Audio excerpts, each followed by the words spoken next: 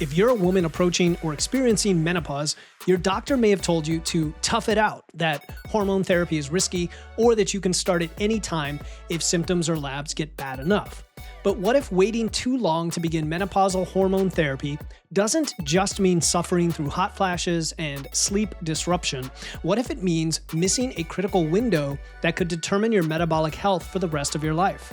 Today, my guest reveals why the timing of hormone therapy is about preventing a metabolic storm that fundamentally changes how your body processes energy, stores fat, and maintains muscle and bone.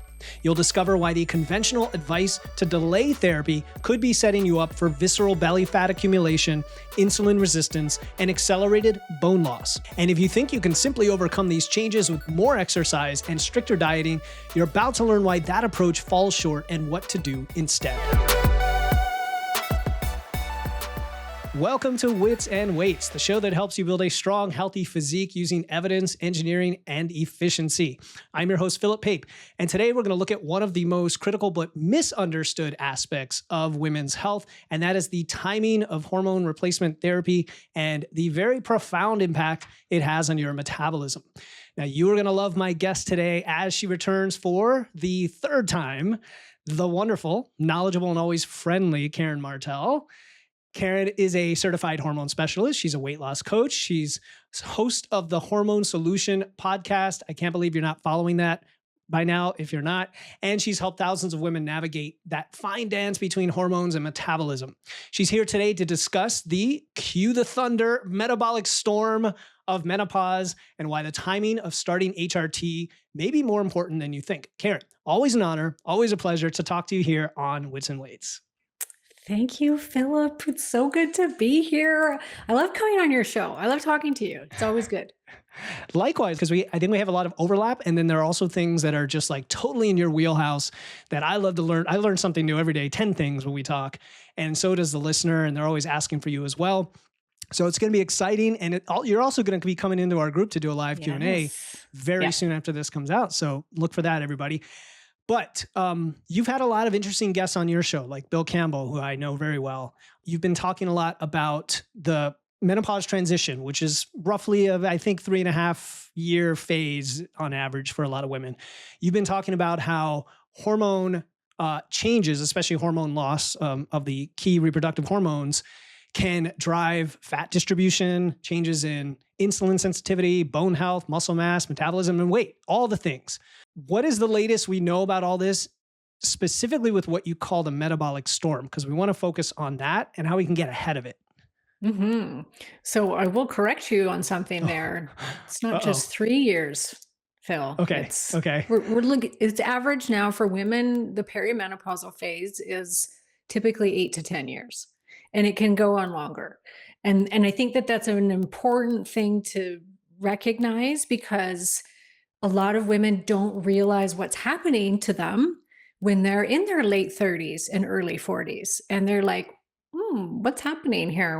I'm getting a heavier period, or I've gained a little bit of weight, or my hair is falling out, or my joints starting to hurt. I've got suddenly a whole bunch of new wrinkles that I didn't have a year ago. You know, these little things that just like these can, for someone, they can slowly creep in, and they typically start to do all of the other things besides look at their hormones. They're like, oh, I better change my diet. I better exercise more. I better do this. I better do that, which you kind of have to do those things, but you should also be looking at the hormones, because the earlier you can catch the hormonal loss that starts to happen, the better off you're going to be. And then the less of that metabolic storm, it's going to be sunny skies. It's not going to be a storm. And I love it. This is where so many practitioners are going wrong, and doctors are going wrong, is that they wait until a woman is a hot mess, way into her 40s, even into her 50s and postmenopausal. Then they're like, oh, okay, now we'll give you hormones because you are still suffering so badly. And it's like, at that point, many of these women are 10, 20, 30 pounds overweight. And these are women that are coming from a background of exercising and healthy eating and listening to our podcasts. And they're like health conscious women. and they're going, what just happened to my body? And then it's so hard to reverse once it Mhm. happens. So it's easier to prevent. Yeah, so there's two things that are big takeaways from what you said that I got. The first is the education on the timing, which is what we're talking about. I'm glad you mentioned the 3.5 years that I was referring to is the MT from the literature, right? It's that tiny period right before the final end of menopause, right? When you haven't had a period for a year and you're at menopause. And what you're saying is really we have to back this thing up and look at the whole spectrum that goes from as early as potentially your late 30s, I understand, but mainly through your 40s and in your 50s. We were talking about Zora Benamu, right? She's been on my show and vice versa, and you're good friends with her. And she talks about all the misconceptions that not just people, but women specifically have with menopause. And so that's part of the discussion. The second thing you mentioned is how a lot of these women are doing the things, right? And Yeah. this is my population too, and those who listen to this podcast of like, I know to track food or macros or whatever, I know to, eat the right portions. I know to eat protein. I know I should be lifting weights. Now, maybe they're not all doing that, but even the ones who are, and they're still frustrated and like, what's going on? And like you said, a little bit of gaslighting, whatever you want to call it. Maybe it's more ignorance than Mhm. anything, lack of training in the healthcare industry. And it's like, no, you got to be a hot mess. You've got to be totally like begging for, a hormone Yes. therapy before you do. So those are two huge takeaways Mhm. that I think set the stage for like, okay, what is happening, Karen? Yes. And what do we do about it? Let's unravel the mystery. Yes. And so let's get into like like what's happening to the metabolism through these phases, Yes. because that is like so important. And it starts when we start to lose our progesterone. So that's usually the first to go. And that's in our late 30s, early 40s. We run out of eggs. We come into this world with a certain amount of eggs. We start running out of them. And when we no longer ovulate, we are no longer producing the bulk of our progesterone. Well, the second half of your cycle, progesterone is supposed to come on the scene, which raises our metabolic rate. It raises the basal metabolic temperature in the body. It also helps your thyroid to function properly. And so that is the first thing that starts to happen to the metabolism is we don't get that rise in body temperature in the second half of the cycle. Progesterone is also super key for GABA production in the brain. It influences the GABA receptors in the brain, which GABA helps us all to sleep. It induces sleep. We know that when people do not get a good night of sleep, if you ever worn a CGM, you will see that your blood sugar will be spiked when you wake up in the morning, because it's like instant insulin resistance the next day when you don't sleep well. So without that progesterone, which is helping you sleep, that starts to go. So now we're not sleeping as well. So now we're getting more insulin resistant, right? Every time especially if we're going for longer and longer stretches of not good sleep, that's going to start to really impact your body composition, your blood sugar regulation, etc. The other thing is GABA is an anti-anxiety neurotransmitter. So GABA helps you to be calm. So now we don't have as much of this GABA response happening in the second half of the cycle. So we hear from so many women that anxiety starts to go up. And if you're not sleeping, and so you're tired, you're slightly insulin resistant, but not only that, you've got anxiety, a little bit of, just that like low level anxiety feeling all the time. I'm sorry, but do we want to eat really well when we feel that way? Typically not. Typically your body goes, give me the sugar. I need that dopamine hit. I need something to give me some energy. I need something to, up my blood sugar here a little bit because it's wonky. And so this is the metabolic storm is now starting. As this continues on, you get less and less ovulation, less and less progesterone. Now we're bleeding heavier. All these things start to compound. Then, typically around mid 40s to late 40s, estradiol starts to kind of go up and down, but slowly starts to go down. So it'll have times where it goes high, but then it'll drop back down. But slowly it just goes lower and lower. And it's estrogen, oddly enough. And I think this surprises a lot of women because women tend to associate estrogen with weight gain because of estrogen dominance. And we've got so much estrogen in our environment right now that acts like estrogen in the body, but it's a lot stronger. And so, yeah, estrogen, too much estrogen and too much xenoestrogens absolutely will make you gain weight. But too little estrogen makes you gain even more weight than too much, which is very surprising. But estradiol, so there's three estrogens. Estradiol is the one that we produce in our ovaries. That is the one that is like the master of our metabolism. And so as it starts to go down, many things start to happen. Number one, we have estradiol receptors in the hunger centers of our brain, right? So it helps regulate your eating patterns as well as how much you're eating. So women will become more leptin resistant. They'll have dysregulation with ghrelin levels. And so these are the hormones, these are our appetite hormones that tell us when to stop eating, gives us the signal to the brain like, hey, I'm done, I'm full. And then as well as hunger, right? So it just drives hunger sensations in the stomach. And so that becomes dysregulated as estradiol starts to go down. So we start eating more and we start craving more sugar and we start becoming more insulin resistant. It also helps us just to process glucose. Estradiol helps you to process it. So now we're becoming more insulin resistant as the estradiol is dropping. And that is not good either. And then as estradiol is dropping, another estrogen starts to come up because your body's super smart. And it's like, oh my God, we need estradiol. This is the most important hormone for this body because it is. We have estrogen receptors on every organ. It helps every organ to function properly in our brain, bones, skin. I mean, it is so crucial. It is not just about fertility. And so your body goes, we need to get estrogen somehow. And you can make estrogen from fat cells. And that kind of estrogen is called estrone, but that's an inflammatory estrogen. And so, and it's terrible because it's a vicious cycle. The more fat you put on, the more estrone you're going to make. And the more estrone you make, the more fat you're going to make. So it's just this vicious circle that feeds into each other and makes you gain more and more weight. So we have this inflammatory storm happening, which is not good for weight or metabolism. And then our estradiol's dropping. We're getting more hungry, getting more insulin resistant. Where do we see, you look at somebody that has type 2 diabetes or insulin resistance. Where do they carry the weight? In their gut. Their visceral, yep. Mm-hmm. In their visceral, which is the worst kind of fat and most dangerous kind of fat is visceral fat. And this is the classic menobelly that happens.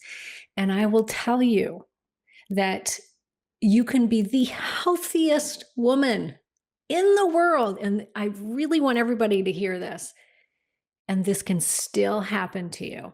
And it's an awful thing. It happened to me. I had been, this Puritan paleo 10 years. I had kept at the same weight for 10 years. I thought I had this in the bag. I was like, oh, perimenopause, menopause, yeah, not going to touch me. This is going to be like a couple days of some hot flashes. I'll lose my period and that'll be it. I'll be in menopause. Well, in my early 40s, I went into early menopause, which my health status didn't help with that, right? Like I'm very healthy and yet I still was losing ovarian function earlier than I should have. And I gained about 15 pounds within a few months. And I lost my period. I was losing my period. I had itchy skin. I was hot flashing and night sweats like crazy. I was in the metabolic storm. And I'm like, how is it? Like, I didn't drink. I didn't smoke. I ate so clean. I didn't have sugar addiction. I was working out. I did everything. I was in this industry. This is what I did for a living. And I practiced what I preached. And it still happened. And so I want women to hear that because they tend to blame themselves and they think, oh, I'm not doing XYZ hard enough. And it could purely be from the drop of hormones. And that's why I wanted to have you on, because there's two big aspects here. There's lifestyle, which we talk to death on this show, of course. And then there's hormones. And I mean, I know just from men talking every day in my communities about why can't I sleep over 40? Why does this get hard over 40? You know what I mean? And it's like, take that times 10 for some of the women I speak to, not all. And that leads me to my question though, Karen, because I want to get into even more of like the mechanisms in this, because I know people Yeah. love that, but it sounds like pretty much everything in the body is affected at some level. It's in the population. How would you break down women that are like affected by this severely versus kind of it's noticeable, but it's surmountable versus like, they don't even Mhm. notice it. You know, how would Mhm. you categorize just in general? That is a tough question. And I've Yeah. thought a lot about it. Like, why is it that some women just sail through this? And they could be women that are overweight, eating McDonald's every day, like that don't exercise. And they're like, yeah, hot flash. Oh, I think maybe I had one hot flash, like it's like, what? How is this possible? So sometimes there's no rhyme or reason. I think that there's a genetic piece for Mhm. sure. There is some research that kind of shows like if your mom had a bad menopause or an early Okay. menopause, that Yeah. you might as well. And that was definitely like my mom had a horrible menopause and she went into it really early as well. And she was really prone to hot flashes like me. And, so there is a genetic component and how you process those hormones. It is also what were you exposed to? You could be really healthy, but if you had exposure to some of these very common toxins that are in our environment. I mean, none of us are free from the toxins right now. Like we're all Mhm. overloaded with them. So, did you have a lot of heavy metal exposure? Did you have mold exposure? These things really mess with the hormones. Did you have trauma? There's a lot of really cool new research coming out that's showing that if you had PTSD or you've had early childhood trauma, that this affects how the hormone receptors work. And Mhm. so when you're losing those hormones, you can be affected by it a lot more than the average person because you're more sensitive to these hormonal drops. So there's many different things that can go into this. And of course, eating healthy, managing your stress, all of these lifestyle pieces, sleeping, et cetera, they have to be part of this picture. And I'm not saying that that's a waste of your time Mhm. because no matter what, that's going to like maybe I would have gained 30 pounds instead of 15 had I not been such a great eater and in exercising, etc. Right. So Mhm. these are tools. Tools. HRT, it's like it Yeah. gives the body the tools to allow it to lose weight so that if the efforts are put in, it's going to be a lot easier for that woman to let go of that extra fat that she may have gained. And I Yeah. think that Yeah. that's important to hear. You're right. I mean, that tools is the way to think about it, just like with GLP-1s, which can get so emotionally charged. And as Mhm. a coach myself, like I don't want to be the one saying, well, you have to do it this one way and I'm going to help you white knuckle through a lifestyle change when that's going to look great for me either. When you all of a sudden your metabolism keeps tanking and tanking and taking and we're doing everything. And I'm like, yeah, but we're following the science. Something else is going on. Well, the body is complex. There's physiology and there's chemistry involved. And that's what we're hitting on today. So okay, you can't do anything about your childhood. You can't go back in time and change any of this stuff. Well, you You might, can. You can work well, on your traumas and stuff if you sure. have not. Yes, you're right. You can work on who you are Yes. today as a result of your childhood. But so you've mentioned a lot of cascades, right, related to thyroid and then sleep and insulin resistance and anxiety. You mentioned fat distribution and Mhm. inflammation from which can probably be measured in blood markers from something like Yeah. estrone and glycemic control you also mentioned. Now, what about Mhm. the bone density and muscle side of this, Mhm. musculoskeletal piece? How does that get Yeah. affected by all this? Yeah. Testosterone starts to go too, which is a very important hormone for women. Mm. And that, of course, has lots to do with, increasing protein synthesis, muscle building, bone formation. It's great. It's great for many, many different things. And so we do see that coming down as well in women in perimenopause. So that starts to affect muscle. But estradiol is also extremely important for muscle. There's Mm. it helps the satellite cells to work better. They influence the satellite cells. Now, satellite cells, they're like muscle stem cells. It just helps your body to repair and after working out. and helps to grow the muscles, etc. So without the estradiol, you can actually have more muscle loss and start lacking in that repair. So women will say, "Oh, I don't recover the same anymore." Estrogen's really important for lubrication of everything, your vagina, your eyes. Like women will say, "I'm getting dry eyes, dry skin."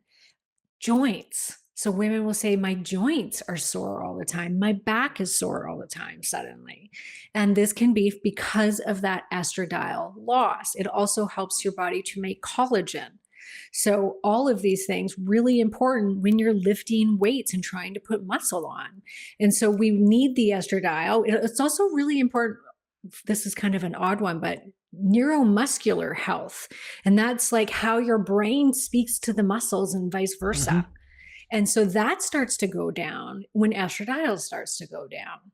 And so we have this, once again, this perfect storm happening at the same time that all this other metabolic stuff is happening. Your cholesterol starts going up, the blood sugar starts going up.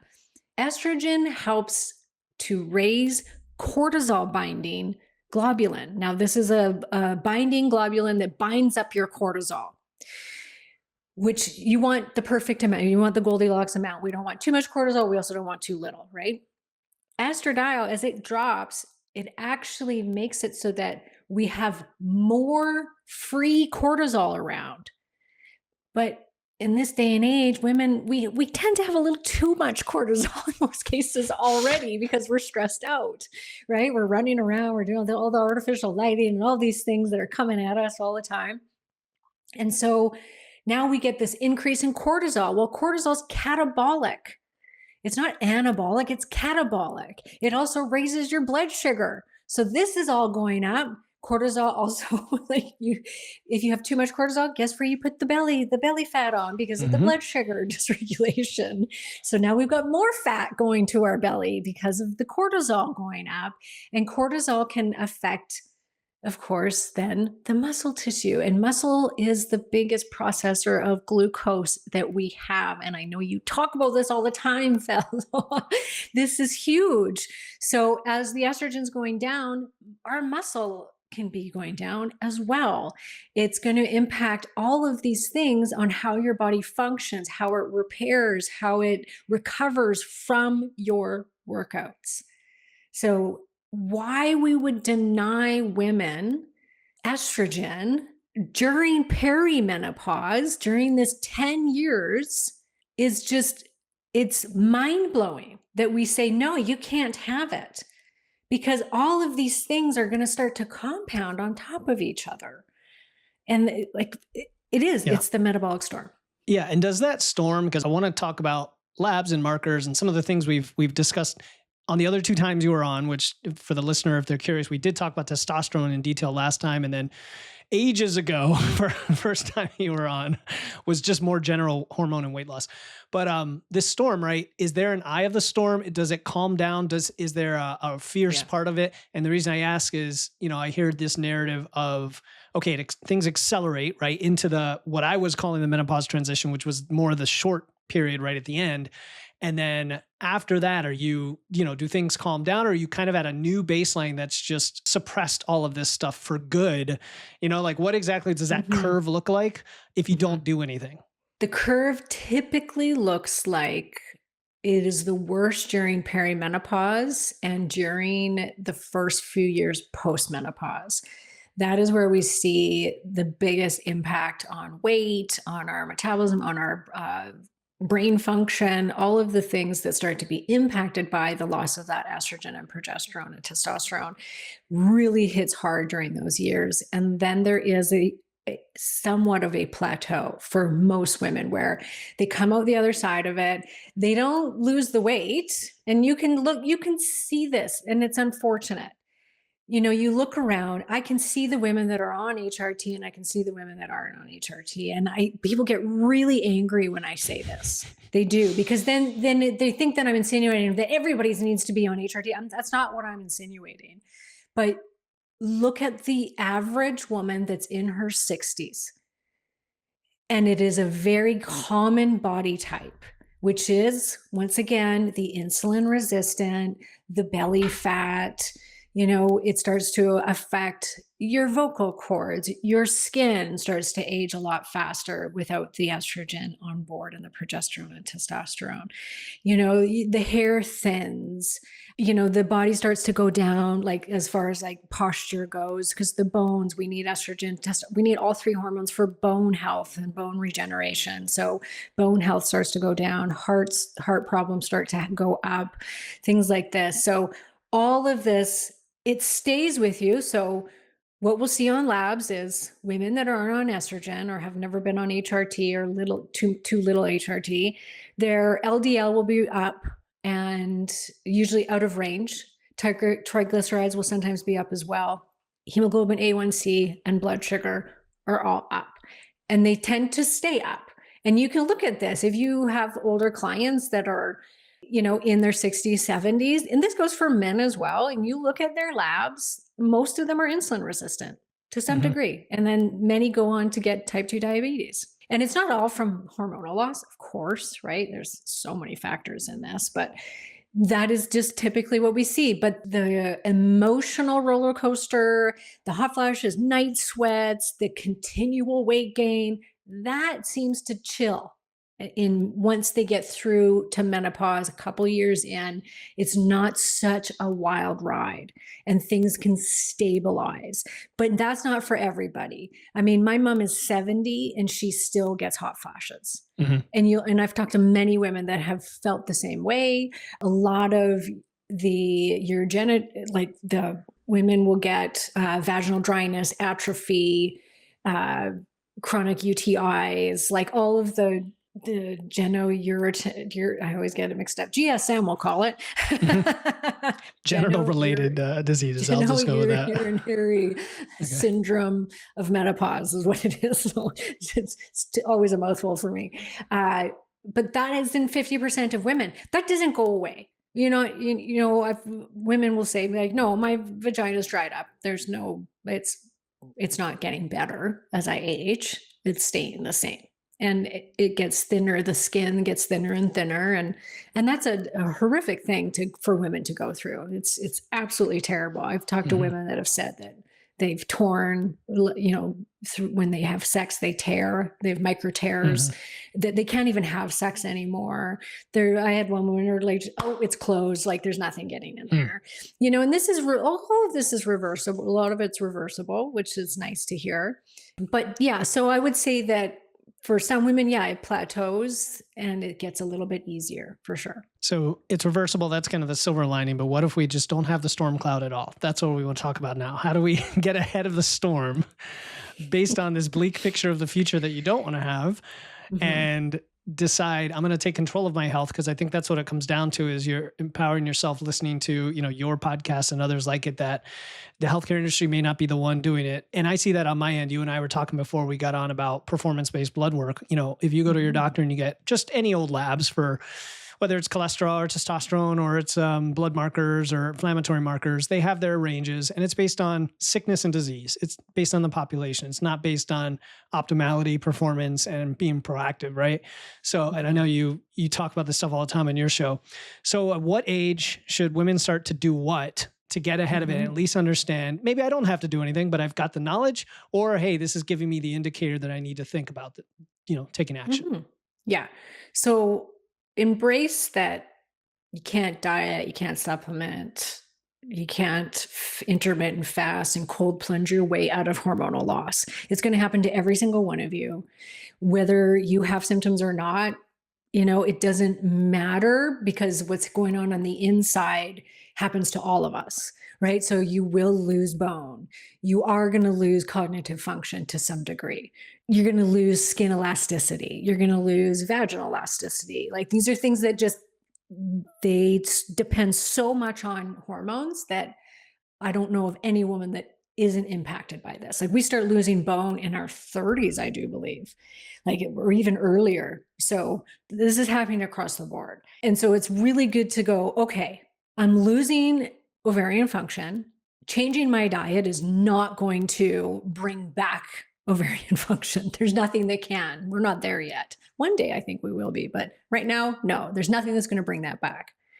And I think that that gives a big relief for women because this is the time to start looking now at your hormones. And now there are many things that they could do at that point. Like if you're in your late 30s, early 40s, and you're just starting to notice some of these things, oh my gosh, there's some great supplements that can really help with, helping with the production of progesterone when you ovulate, helps with ovulation, helps with the hot flashes and night sweats. And so for sure, if you don't want to go to the HRT thing yet, and you're still cycling regularly and your periods seem to be okay, for sure, support your system through the diet, lifestyle, and supplementation, 100%. But then when it starts to get to the point where those things are no longer working, you're getting up there in your age, in your 40s, and then you go, okay, let's go in and test. We want to see what's your luteinizing hormone, what's your follicular stimulating hormone. These are brain hormones that are telling your ovaries what to do. And those signals and those levels of FSH and LH start to go up the harder they're having to work to get your ovaries to ovulate. And so that can be a really good sign for women to go, oh, I'm struggling here. I have a regular period. I would not have thought that my FSH was up. And so that's one of the markers that I always want to see is the FSH, because that really tells us a lot about estrogen, because women can have regular periods, but their FSH can start to elevate, which is just telling us, once again, the brain is going, ovaries, come on. What are you doing? Like let's wake this up a little bit. And so FSH in a fertile woman ideally is below 10. And it fluctuates. There's different ranges throughout the cycle. You're supposed to test it on day 3 is the ideal day to test it. So it's if you're a cycling woman, you're going to be around 3 to 5 on the first, within the first 3 days of your cycle. As you get older and you stop ovulating as often and your ovaries are starting to quit, then once it gets above 10, that's like, okay, start watching. If it gets above 20, I would say that is your oop, now I've got to really look at HRT, because there's nothing else that's going to bring that down except for HRT. And there's actually a little bit of research that shows women that the FSH, when it gets above 23, is when they start to see the weight gain happen. So this can be a really good indicator of what's coming down the pipeline and when to start intervening.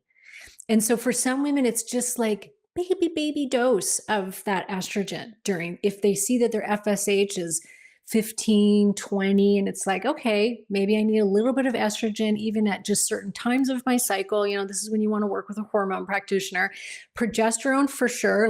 As you stop ovulating, your periods are getting heavier and they're getting maybe closer together and your sex drive has gone out the window. You're not ovulating anymore, because sex drive goes up for women when they ovulate. Obviously, it tells us go out and have sex, right? Mm-hmm. So women will say my libido just is gone and I'm bleeding super heavy and my periods are getting shorter. Progesterone, because remember, if you don't ovulate, you're not producing progesterone, and that's your signs. And so putting in some progesterone in the second half of your cycle can be a lifesaver for women, and fast, where they start using it and they're oh, this is amazing. I sleep, my mood's better. I don't have anxiety anymore. I feel so good. I lost 5 pounds. And they can ride that out. They can ride the progesterone train by itself for a while, typically. And then, like I said, mid to late 40s, now we're going to watch that estradiol. And as that FSH goes up, and the estradiol goes down, which is very hard to test at this point, because like I said, it's a roller coaster ride. So you'll sometimes test it and it looks great. And it's well, that looks okay. That's enough. And then, suddenly you're getting hot flashes and night sweats and you're what? But my estrogen was fine. So really go on symptoms, right? So estrogen, once again, really important for libido. People think it's all testosterone. Heck no, we want estrogen for libido too. And so if you're getting these little symptoms like the hot flashes, night sweats, a little bit, a lot of weight gain or a little bit of weight gain, in the belly weight gain, dry skin, dry hair, itchy ears. All of this is signs that your estrogen is not high enough for you. So it could look okay on paper, and your doctor could be like, "You're great. You're well within your range." Well, the freaking range is like, if you're between 20 and 400, you're good. Mhm. So for you, and every woman's different. Me, I'm very estrogen driven. So when my estrogen even drops a little bit, and I have a high SHBG, which means I have a lot of my estrogens getting bound up and not being used. And so for me, if my estrogen drops even a tiny bit, it's a I get every symptom in the book. And so I'm very sensitive. So I have to keep my estrogen up. When I've talked to other women, they didn't even notice anything. They're like, just gets lower and lower and lower. And then they're like, well, do I need the estrogen? I don't have hot flashes. I feel good. I don't have vaginal dryness. I'm like, I feel awesome. Can you feel your bones going? Can you feel the muscle going? Like there's things that you can't see. What about your brain? You may think that you're fine, but maybe you're not with your cognition. It impacts your sleep. It impacts your mood. Estrogen helps us to make serotonin. So it's, if you're a little bit more depressed, if you don't have the energy, it helps with dopamine, it helps with glutamate, it's like oxytocin. So it's like help even thyroid sensitivity. So these things women don't maybe realize are from estrogen loss. And so you want to monitor, you want to tune into yourself and go, you know what? I'm not how I was 5 years ago. So maybe we, biohack ourselves, put in a little baby dose of estrogen and just see how it makes us feel. The beauty of hormones is you stop them, it's gone in a day. So it's not like you're going to have this like lasting impact. So if you don't feel well when you start taking HRT, then that's your sign that either you don't need it, or you need a different delivery form, or you need a different dosage. So anybody listening might be thinking, well, that's really great information and it's overwhelming, Karen, Yeah. because I was thinking when I try to communicate anything in this optimization realm or performance realm or health, you mentioned biohacking.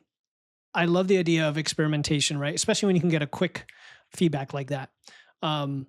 You mentioned several buckets, and I just want to like reframe them from what you said to me for the audience. The first one is the biomarkers, which I'm categorizing as your labs. It could be urine tests, could be saliva. Like there's different forms of this, and you're the expert in that. And go check out Karen's podcast for like deep dives on how to specific test. labs and tests and all that. Yeah.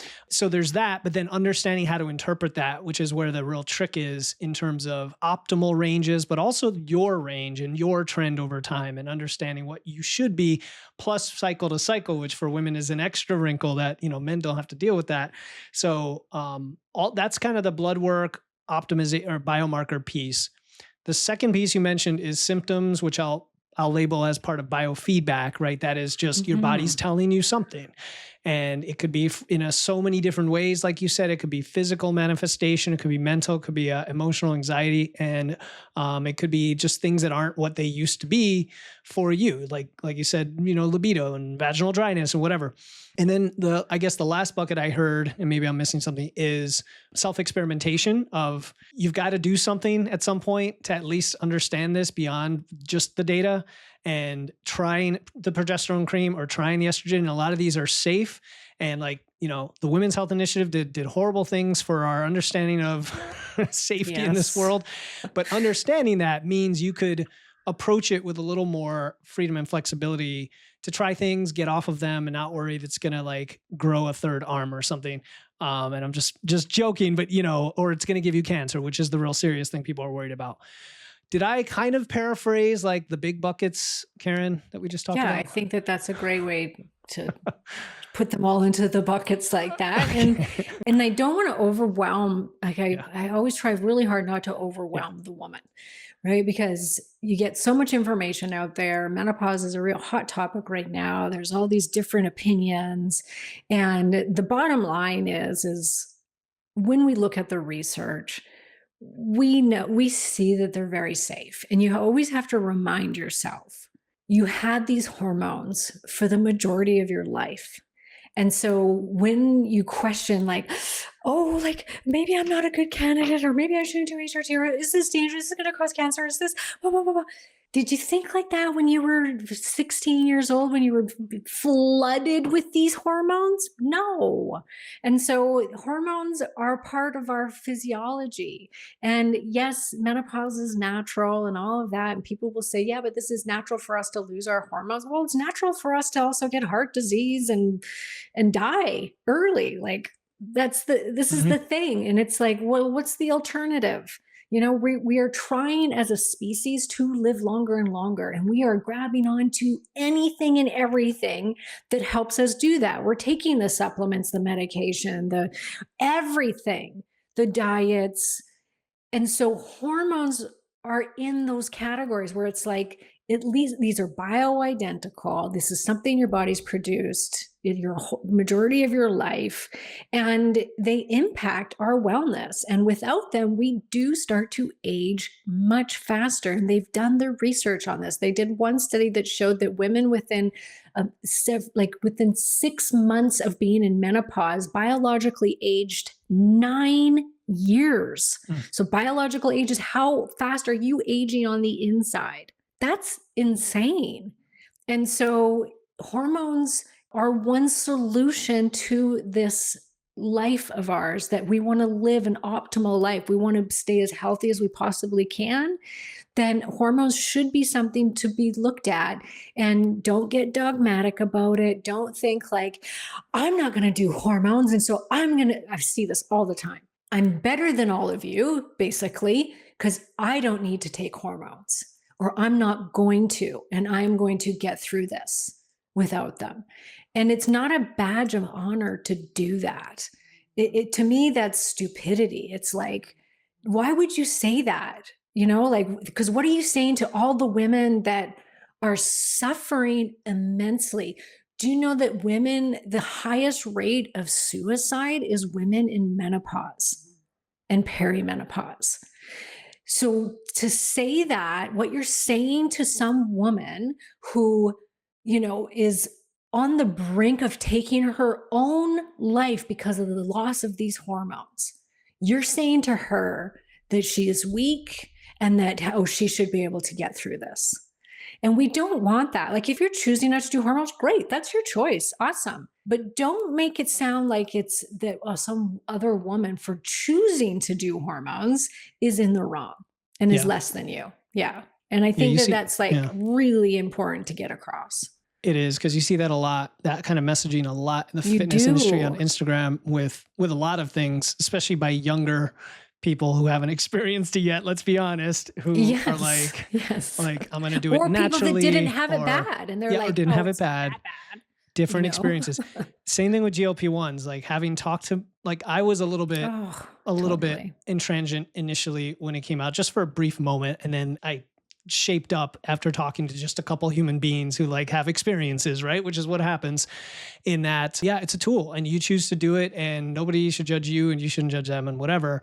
So Exactly. speaking of the GLP-1 agonists and all the new ones coming out, where does that play into the hormone situation?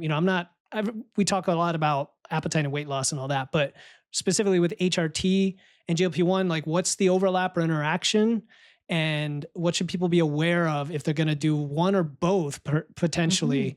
Yeah, because that's kind of a new Yeah. thing now.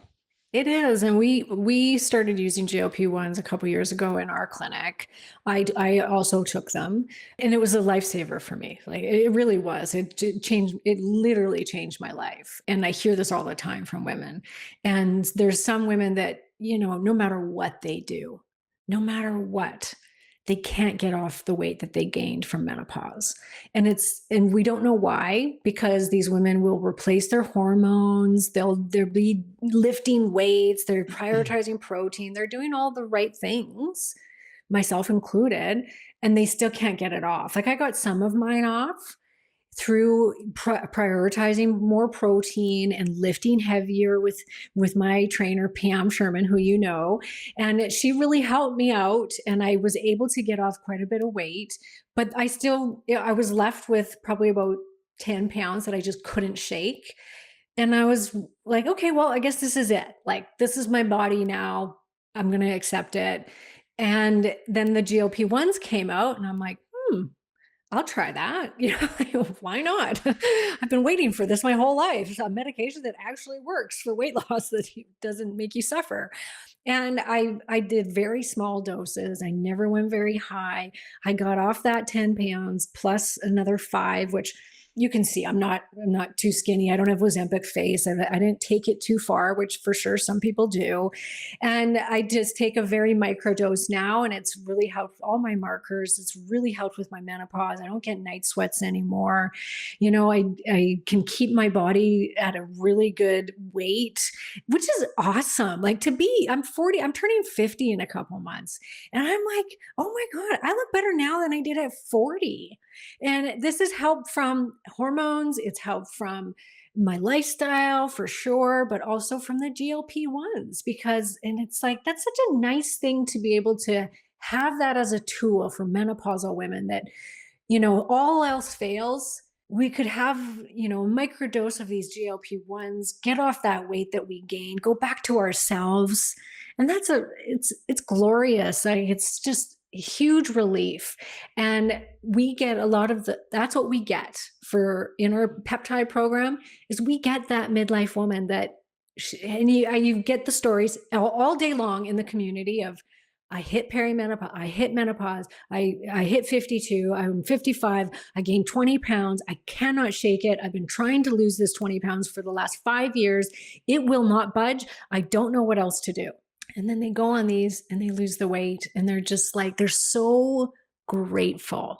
And the research shows that women that are on hormone replacement therapy and go on a GLP-1, that they'll lose 45% more weight than a woman that's not on HRT. So that just goes to show that, it's really important to have those tools in place, even though you're doing a GLP-1, which is a quick fix, but it is important to have the diet in place, the HRT in place, the weightlifting in place, so you don't lose the muscle. Do it right. Like, I really, really, that's what I promote the most is we can do these, and we can do them in a way that is safe and that is right for the body. And what we're seeing and all the fear mongering, a lot of it is because it's not being done right. And they're being overdosed, and they're not eating well. They're not being taught how to eat properly and work out, and take the proper supplements and stuff like that while you're doing it. So it is important to do that.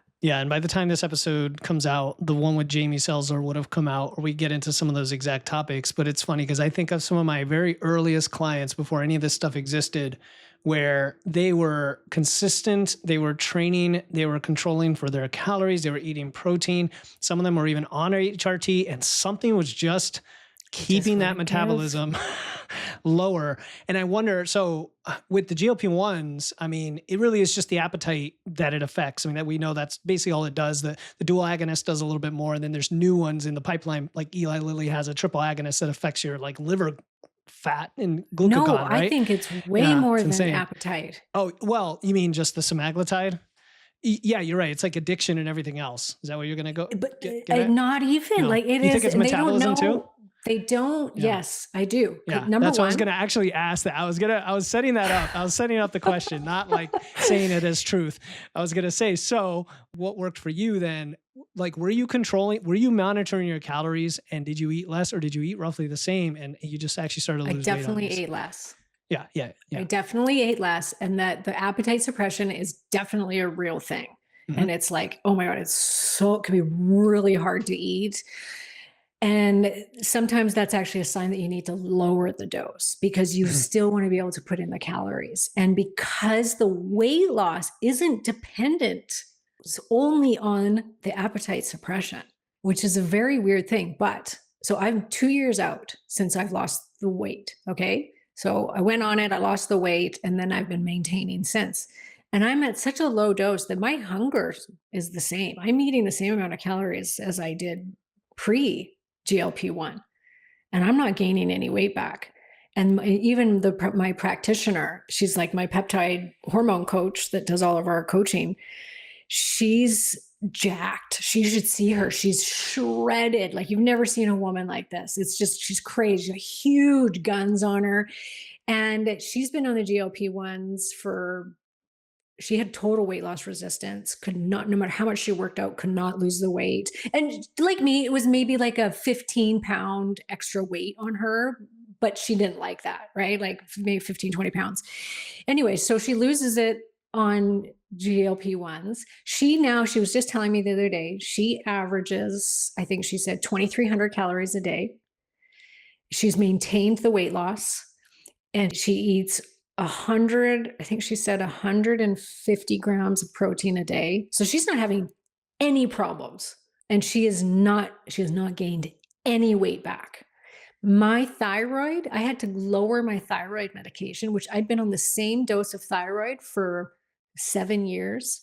I had to lower it because my thyroid started to function better and my levels went over range. So that's metabolism. My metabolism got better. My friend, Dr. Amy Horniman, she's the thyroid doctor. Same thing with her. She's been on the same dose for 10 years, and she had to lower her medication because she was microdosing GLP-1. Lowers inflammation.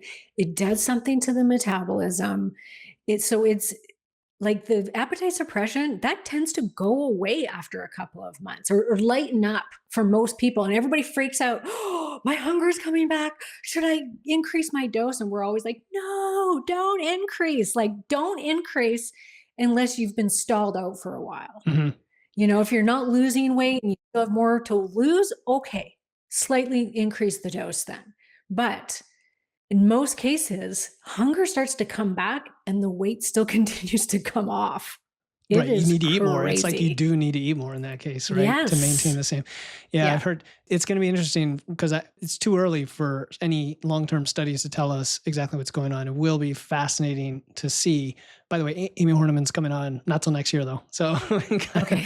I didn't know you were friends with her. I would have reached out. Yeah, no, she's very busy. Like the best friend. Oh, that's amazing. I try not to, take too much advantage of our contacts. Yeah. Hello, my name is Heather Klinger, and I am a client of Philip Pape's. Just 6 days after I started this cut, my family and I were in a 7.9 magnitude earthquake here in Adana, Turkey. As I tried to process the stress and trauma, my first instinct was, as I had done so many times in the past, to say, oh, you've been through something hard, this is not a good time. But instead, I reached out to my coach, and he got me under the bar that day, and he helped me keep my macros that day. And not only did I realize that I was doing something fantastic for my body, but I realized that I was doing something fantastic for my mind, and that it was going to help me keep the mental clarity that I was going to need to get my family through what really has been a very difficult 2 months. Here I am on the other side of 8 weeks, got my kids through all the things that we have been through, and I weigh 12 pounds less than I did, and I got a new PR on my bench press. I have a long way to go, and there are still things that I really want to accomplish, but now I know that I can, and I'm really grateful. Thank you, Philip. Yeah, it's a whole thing. I mean, we're going to be talking about this stuff for ages, and there's still going to be lots of controversies about it. But look, if from a medical and a health and a metabolism standpoint, there are other benefits that we start to see, it'll be fascinating. Not to mention, I did mention addiction, like people who have a more addictive brain chemistry are helped tremendously to the point where they may need to be on it for the rest of their life, so to speak. But yeah, no, I guess that's all I wanted to cover on that. Well, and when women have so much, so do men, of course, but you talk to these women, and myself included, where their whole life was spent watching everything they put in their mouth, calorie counting, exercising, doing the math, like freaking out about, oh my God, I ate the cupcake. Oh no. Okay. I'm going to have to intermittent fast tomorrow. I'm going to have to go low carb. I'm going to have to go keto. I'm going to we as women drive ourselves insane. I have been thinking that way since I was 13 years old. I have been fighting my weight, and I have been fighting with everything that I put in my mouth. It was always a constant tally in my brain. I'm not proud of this, but it's just the way it was because I could so easily gain weight that if I wasn't that strict, I would immediately start to gain weight. So I had to be so careful of everything that I ate. And I had to stay eating like paleo and grain free and low carb and watch my blood sugar and make sure I exercised and all of these things. Not to have to worry about that for the first time since I was 13 is like, I can't believe how much space I have in my brain to Mm, think of mm. other things. It's just a huge mental relief. And I hear this all the time from women that have had the same struggles where they've fought this their whole life and maybe they had food addiction and sugar addiction and they've were obese their whole life. And then suddenly they can lose the weight. It is like, how can I just don't understand how people judge that. How Yeah, do no, people judge that somebody wants to take this medication? right. Food addiction is just as harsh as cocaine addiction, for heaven's sakes, Yeah. but yet people don't see it like that. It's like, well, you chose that. You could choose to exercise, you could choose to eat better. And it's like, screw you. You don't know what it's like to be overweight and not to Yeah. have the energy to work out or the mental capacity to eat well. And maybe you've got sugar addiction or food addiction. Like it's a disease. Yeah, and everything you kind of alluded to when you talked about stress and addiction and the brain, and it makes me think of the some of the work that like Stephen Guyenet talks about. Yeah. He Yeah.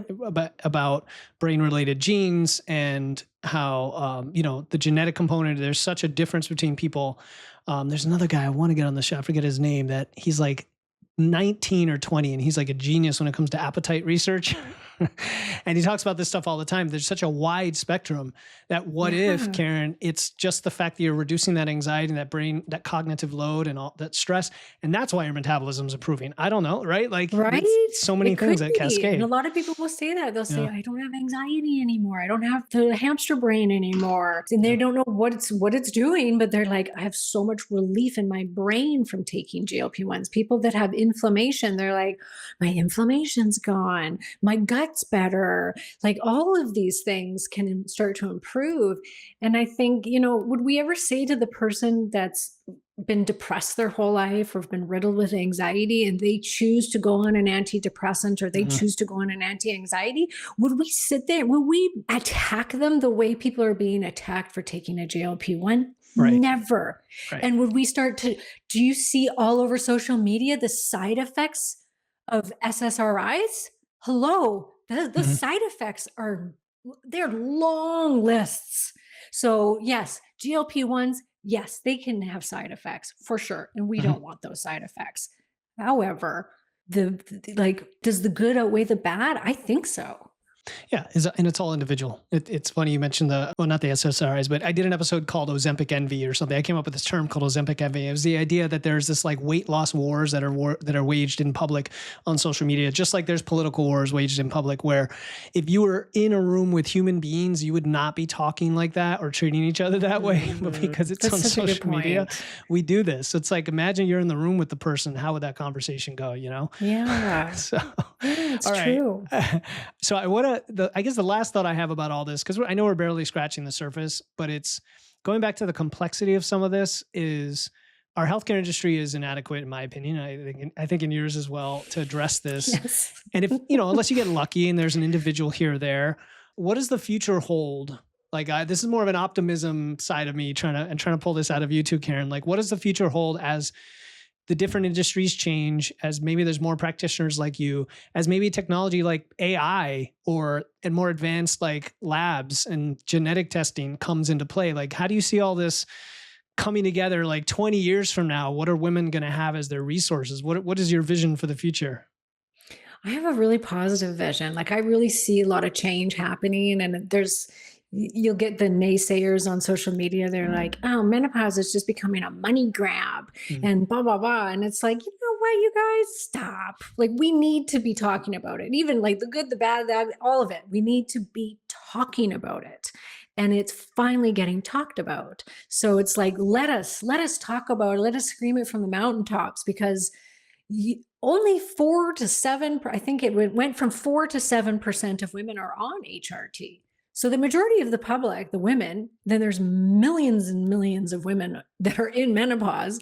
So majority are not on HRT and are not getting this information. So we may see it because we're in social media and in this field, but majority of women still don't have that information. Doctors don't have that information, and they're trying to change that. And I see that change coming. I mean, we just had a big panel at the FDA where they're working on getting rid of the black box warning off of the estrogen packages, because right now it says estrogen causes cancer, and they have zero research to back that up.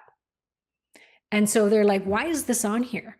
Like, this just is unnecessarily scaring women, that something that could really benefit them, like, take this off. And so that's going to happen. I think that they're going to start. There was another woman that was at Congress that was trying to get so that in med school that there was more education on menopause, because right now less than 7% of doctors are taught anything about menopause. And if they are taught something, it's like, a couple hours basically, and that is it. None of them are taught anything about perimenopause. None of them are taught about bioidentical hormones. They actually have to go get extra training for that. So I think more doctors are going to start to be educated in this. Public is starting to be more educated in this as we're becoming, more and more, we're taking our health into our own hands.